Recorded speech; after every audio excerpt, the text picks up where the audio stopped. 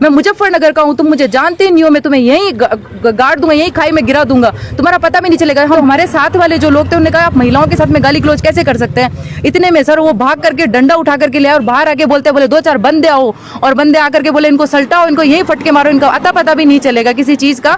तो ये घटना है केदार घाटी के फाटा मैखंडा गांव की, जिसमें कि एक होटल संचालक ने, और होटल का नाम है टू दी वाइल्ड, और यहाँ का संचालक है मुजफ्फरनगर का, यानी कि यहाँ का लोकल ये संचालक नहीं है। इसने वहाँ पर आए हुए जो बाहर के लोग थे, यानी कि उनकी बुकिंग होगी उसी होटल में, और 22 तारीख या 23 तारीख को उन्होंने ऊपर धाम के लिए पैदल यात्रा करी, तो उनका सामान उसी होटल में था।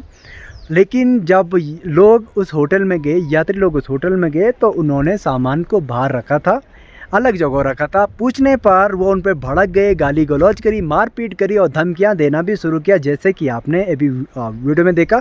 अभी मैं आपको पूरी वीडियो दिखाता हूं, लेकिन मैं आपको एक चीज़ बताता हूं कि इसमें सबसे ज़्यादा गलती किसकी है, यहाँ के प्रशासन की, यहाँ के लोकल्स की, या फिर बाहर से आने वाले यात्रियों की। तो मुझे लगता है कि इसमें सबसे ज़्यादा गलती है हमारे लोकल्स की, क्योंकि यहाँ के लोग चंद पैसों के लिए लालच में आ जाते हैं और बाहर वालों को अपनी ज़मीन लीज पर दे देते हैं या फिर अपने होटल लीज पर दे देते हैं। और बाहर वाले लोग जो यहाँ पर काम करने आते हैं, होटल वगैरह में आते हैं, उन्हें बस पैसा कमाने से मतलब है, तब चाहे कुछ भी हो। और मुझे लगता है कि चाहे बाहर का कोई संचालक हो, चाहे यहाँ का लोकल संचालक हो, इस प्रकार की मतलब अभद्रता नहीं करनी चाहिए, क्योंकि बाहर से आने वाला हर एक यात्री भगवान का रूप है और उन्हीं की वजह से हमारी रोजी रोटी चलती है।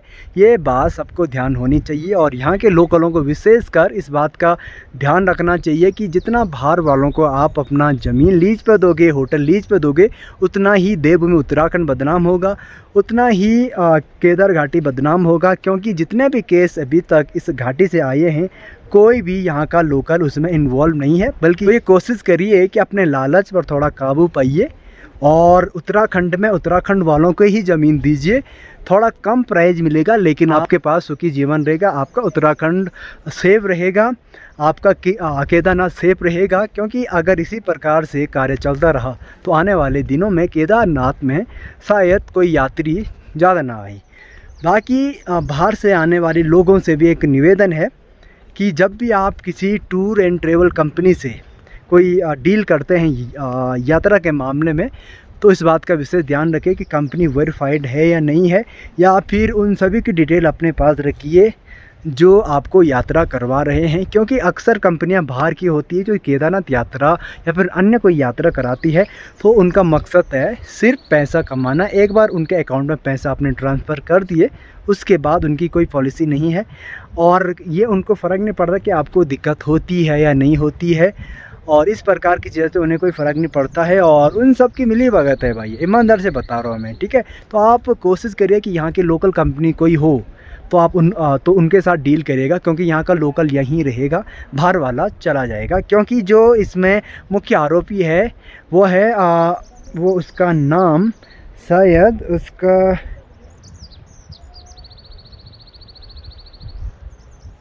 तो जो होटल का संचालक है उसका नाम है आकाश त्यागी, जो कि संचालक है टू दी वाइल्ड होटल का, जिसको कि अभी रुद्रप्रयाग पुलिस ने गिरफ्तार कर दिया है, और साथ ही साथ 2 लोगों को और को गिरफ्तार किया है। क्योंकि जो ट्रेवल कंपनी से जो 2 लड़के आए थे, अंकित और ये हैं बिहार से, और यश कार्तिकेय जो कि हैं वेस्ट दिल्ली से, तो इनका कार्य था कि जो यात्री वो लाई है उनकी हिफाजत करना, उनको अच्छी सर्विस देना, लेकिन उन्होंने भी इस पर अच्छा कार्य नहीं किया।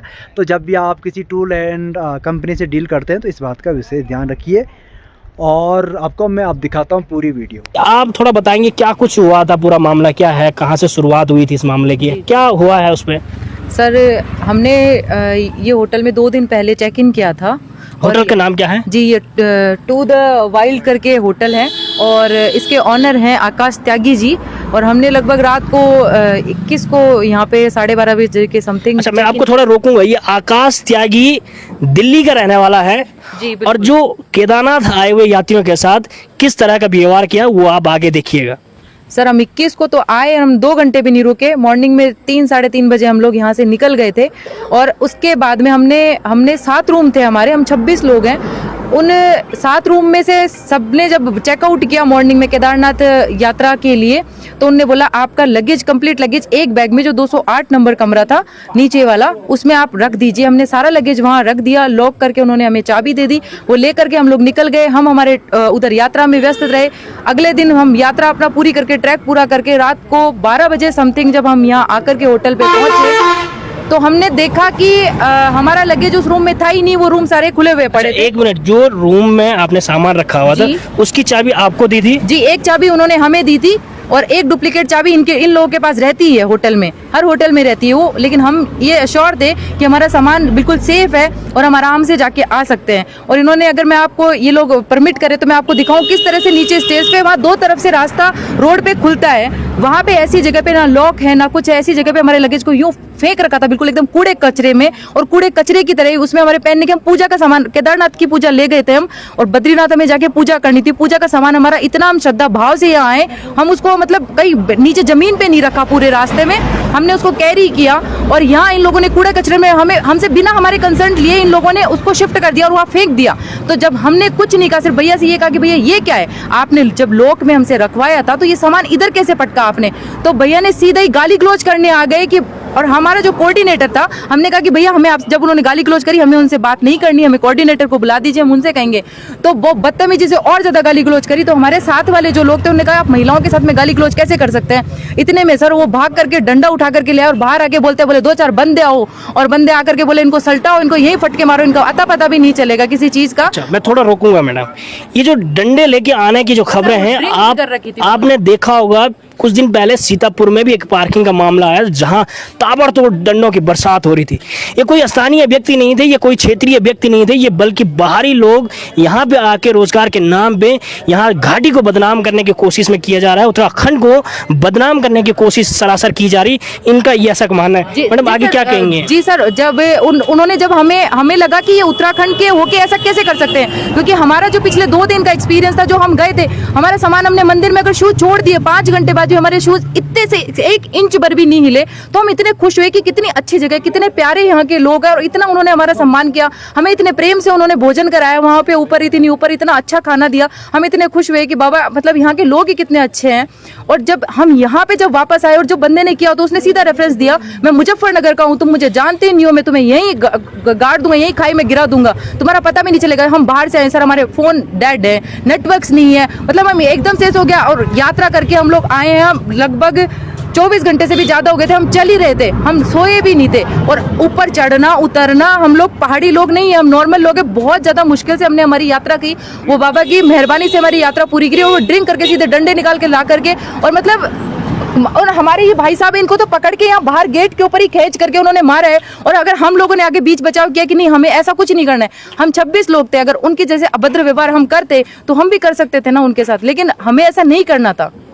तो हमारा ये निवेदन है यहाँ उत्तराखंड के लोगों से भी, उत्तराखंड के पुलिस प्रशासन से भी, कि ऐसे लोगों के जो बाहर के लोग हैं उनके खिलाफ कार्रवाई की जाए। और होटल से वो कम्प्लीटली, मैं ये कहूँगी, हमारा पूरा ग्रुप यही कहेगा कि उत्तराखंड के स्थानीय लोग ही होटल चलाएं यहाँ पे, क्योंकि उनका व्यवहार उनका बहुत अच्छा है। बाहर के लोगों को यहाँ से आउट कीजिए प्लीज आप। वो लोग वहाँ की गुंडागर्दी आकर के यहाँ चलाते हैं, और हमारे जैसे श्रद्धालु यहाँ बाबा के लिए श्रद्धा लेकर के आते हैं। और जब ऐसा होता है तो मतलब बहुत ही एक नेगेटिव एनर्जी हम लोग के साथ में ऐड हो गई। हम मतलब इतने खुश थे, हमने इतना ट्रैक करने के बाद भी थकान हमारी दूर हो चुकी थी, और मतलब उसके बाद से हम इतने हेडेक में आ गए, मतलब कि हम बहुत भारी मन से यहाँ से लौट के जाने। तो हम पूरे उत्तराखंड से ये दरख्वास्त करते हैं कि प्लीज इस पुलिस होटल वाले के खिलाफ वो अच्छी कार्रवाई की जाए, किसी और श्रद्धालु के साथ कभी ऐसा कुछ ना हो, हम यही रिक्वेस्ट करते हैं जी।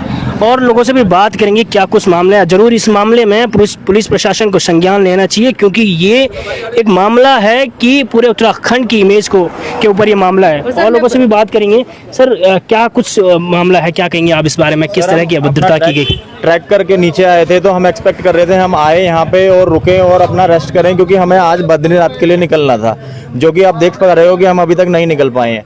अब हम वहाँ पे आए और हम नीचे जाके अपना लगेज ढूंढ रहे हैं, लगेज मिल नहीं रहा है, किसी का सामान कहाँ है कहाँ नहीं, किसी को कुछ नहीं पता। ना कोई हमसे कंसेंट पेपर साइन कराया गया कि आपका सामान लगेज रूम में रखा जाएगा, क्योंकि आप होटल रन कर रहे हो, आपके पास एक फिजिकल कंसेंट पेपर होना चाहिए। कोई कंसेंट पेपर नहीं था, ना हमने किसी ने साइन करा, ना ही हमारे कोऑर्डिनेटर को केदारनाथ धाम में जब हम ट्रैक कर रहे थे उस टाइम उनको इन्फॉर्म करके हमसे एक कंसेंट लिया हो, चाहे वर्बली कंसेंट लिया हो, ऐसा कोई कंसेंट नहीं लिया गया। उसके बाद जब हम यहाँ आते हैं तो वो गाली गलौज करते हैं। फिर जब हमने उनको कोर्ट करा कि आप तो दारू पी रखी है, आपसे बात नहीं करनी, आप कोऑर्डिनेटर को भेजो, तो वो इनका कॉलर पकड़ के बाहर कर रहे हैं। हम यहाँ 26 लोग हैं, वो 5 लोगों का या 6 लोगों का स्टाफ है। अगर करना होता कुछ तो हम भी पीट काट करके यहाँ पे और फिर ऐसी चीजें करके और पुलिस थाने में जाके सॉरी बोल देते। अगर यही काम करना है हमें, हम यहाँ तीरथ करने आए हैं, यहाँ पे दंगाई करने के लिए आए हैं। उसके बाद में पुलिस को 112 पे कॉल करा, पुलिस यहाँ पे आई। उसके बाद में हमने कैमरे के लिए बात करी, चेक करने के लिए कि कैमरा दिखाओ, तो वो ये बोले जी कैमरा लाइव चलता है बट कैमरे में स्टोरेज नहीं होता, क्लाउड बैकअप नहीं है। अब समझ ये नहीं आता है कि इतना बड़ा होटल कोई रन करता है, उसके पास क्लाउड बैकअप नहीं है। होटल में कम से कम भी 30 दिन का बैकअप होना चाहिए, रजिस्टर्ड होने चाहिए, हमारी आईडीज इनके पास होनी चाहिए कि फोटोकॉपी की ये बंदे आए हैं। इनके पास ना हमारी आईडीज हैं, ना इन्होंने हमारा नाम रजिस्टर्ड कर रखा है, रजिस्टर्ड के अंदर ना कुछ कर रखा है। उसके बाद में हम फाटा की पुलिस चौकी में गए, वहाँ पे भी हमें सिर्फ प्रोसेस ही समझाया जा रहा था। घुमा फिरा के हम करीबन 4 साढ़े 4 बजे हमें पता चलता है कि थाना गुप्तकाशी लगता है और गुप्तकाशी में जाएंगे तो हमारी एफआईआर दर्ज होएगी। हम यहाँ से अपने ड्राइवर के साथ में यहाँ से हम गुप्तकाशी गए, हमने एक एफआईआर दर्ज कराई। वहाँ पे एफआईआर दर्ज कराने के बाद में हमें नंबर दिया गया, वो एफआईआर हम आपको दिखाएंगे अभी। उसके बाद में वहाँ पे वो तीनों को लॉकअप में डाल दिया और उनका सामान बाहर रख दिया। क्या होता है 2 घंटे बाद उसी लॉकअप में से किसी एक बंदे का हमारे पास फोन आता है। अब हमें ये समझ नहीं आ रहा, जब बंदा बेल आउट नहीं हुआ है तो वो फोन कैसे कर रहा है, उसको फोन की सुविधा कैसे प्रोवाइड हो रही है पुलिस स्टेशन में।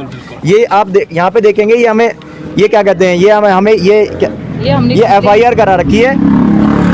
अच्छा। जिसका नंबर यहाँ पे मेंशन करा हुआ है, स्टैंप लगी हुई है थाने की, ये अपना ये गुप्तकाशी थाने की जहाँ पे ये पुलिस स्टेशन पे रजिस्ट्रेशन होती है। अच्छा। उसके बावजूद भी वो हमें फोन कर रहे हैं, ये कह रहे हैं कि जी हम आपकी ट्रिप करा देते हैं, आप केस विड्रॉ कर लो। भैया हम केस किस लिए विड्रॉ करें, बात पैसे की नहीं आती है। यहाँ पे हमारे जैसे पता नहीं कितने लोग गए होंगे जो नहीं होंगे। हम तो चलो 26 का ग्रुप था, मान लो 4-5 बंदों का ग्रुप हो या कोई फीमेल हो, बंदा नहीं करेगा रात में 12 बजे, कितने को लेके मैं कौन जाएगा बताओ। आप बताओ, फीमेल की सेफ्टी के चक्कर में मुंह बंद करके बैठ जाएगा वो, यहाँ पे वो जाएगा ही नहीं वहाँ पे। अच्छा। अब ऐसे इतने लोग यहाँ परेशान होते हैं, ये बोलते हैं कि पुलिस, अब मैं वो वर्ड यूज नहीं कर सकता, इन्होंने क्या बोला है कि पुलिस कहाँ पे है इनके, अब क्या बोलूँ मैं, कहाँ पे है। अब वही बात है ना, देखिएगा वो तमाम चीजें हो रही। एक विधायक कहता है कि उत्तराखंड के लोग हमारे, वही चीज वो कहना चाह रहा है जो वो कहना चाह रहा है। और आज भी एक बाहरी व्यक्ति कहता है कि उत्तराखंड पुलिस मेरे, वो चीज़ वो कहना चाह रहा है वो आप समझ लीजिएगा। तो ये क्या चल रहा है उत्तराखंड में, ये बड़ी हैरानी की बात है। और लोगों से भी बात करेंगे, क्या कुछ कहना चाहेंगे, किस तरह से मायूस वो लोग हुए हैं। आप यहाँ आप भी यहीं रुके हुए थे, क्या कुछ परेशानी हुई आपको, किस तरह का व्यवहार आपके साथ किया गया? सर परेशानी ऐसी है कि अब क्या बताएं, हम यहाँ पर आए हैं कि भाई हमें अच्छी सर्विस प्रोवाइड हो जाए, लेकिन हमें अच्छी सर्विस प्रोवाइड नहीं कर रहे, कोई बात नहीं, आप हमारे साथ मिसबिहेव नहीं कर सकते। आपको ये राइट किसी ने नहीं दिया कि आप है ना किसी आने वाले इंसान के साथ इस तरह से बात करें कि उसके मतलब मानहानि होती है एक तरीके से। कोई आया है, आप उसकी सम्मान करना तो बहुत दूर है, आप उसके साथ गाली गलौज कर रहे हो, उसे ज़मीन पर पटक रहे हो, उसे डंडों से मार रहे हो। हम भी कर सकते हैं ये, लेकिन हमारे संस्कार वैसे है ही नहीं कि हम ये चीज़ करें।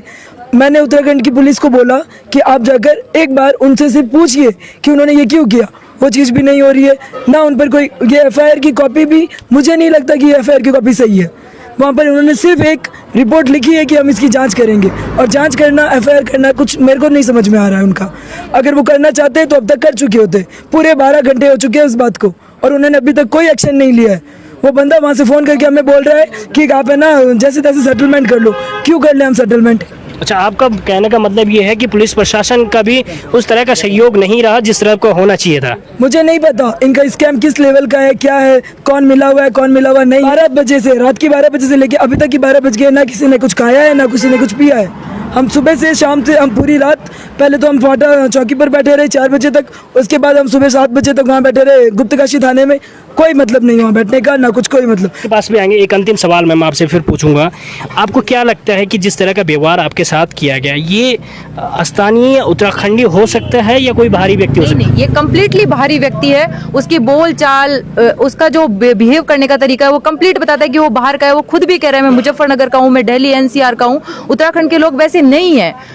लेकिन उत्तराखंड के लोगों के बीच में एक ऐसा बंदा आकर के और आपके श्रद्धालुओं के साथ में वो आपके भरोसे यहाँ पे आते हैं, तो ये तो गलत बात है। आपको उसके अगेंस्ट एक्शन लेना चाहिए, आपको बोलना चाहिए, क्योंकि आप लोग हमारे सपोर्ट में नहीं बोलेंगे तो हम किसके भरोसे बाबा के यहाँ धाम में आ पाएंगे। बिल्कुल। देखिएगा, ये तमाम चीज़ें ही कहीं ना कहीं उत्तराखंड की जो गरिमा है उसको बनाए रखने के लिए ये बाहरी लोगों के ऊपर सख्त एक्शन लेना होगा शासन प्रशासन को। तो चलिए देखते रहिए लोकार्पण। नमस्कार।